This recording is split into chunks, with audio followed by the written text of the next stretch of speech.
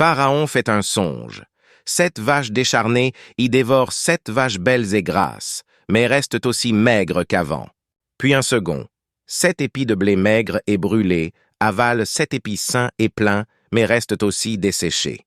Sur le conseil de l'échanson, Pharaon fait venir Yosef à la cour, et celui-ci interprète les 2 rêves. 7 années d'abondance, annonce-t-il, seront suivies par 7 années de famine.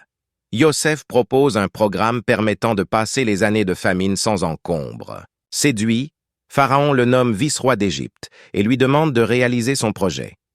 Yosef épouse Osnat, la fille de Potiphar, qui lui donne 2 fils, Ménaché et Éphraïm. La famine survient alors et elle s'étend dans toute la région.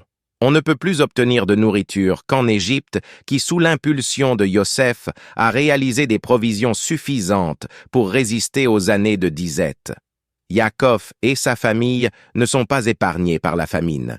Binyamin excepté, les 10 autres fils de Yaakov sont obligés de descendre en Égypte pour y acheter du pain.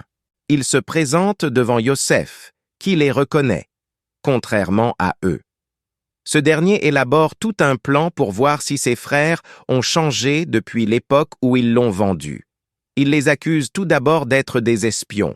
Les frères protestent de leur bonne foi en évoquant leur père et leur jeune frère. Yosef leur demande alors de revenir avec Binyamin pour prouver la véracité de leurs propos. En attendant, Shimon est retenu en otage. Sur le chemin du retour, les frères découvrent que l'argent payé en échange du blé a été mystérieusement restitué. Yaakov refuse de voir partir Binyamin. Il s'y résout finalement devant l'ampleur de la famine et Yehuda se porte garant de son retour. Cette fois, Yosef les reçoit à dîner. Malgré son émotion, il continue de leur cacher son identité et poursuit son plan. Il fait mettre sa coupe d'argent dans le sac de Binyamin. Quand les frères prennent le chemin du retour, le lendemain, ils sont poursuivis, fouillés et arrêtés après la découverte de la coupe. Ils sont amenés à nouveau devant Yosef, qui refuse d'entendre les arguments de Yehuda. Il retient désormais Binyamin, qui deviendra son serviteur.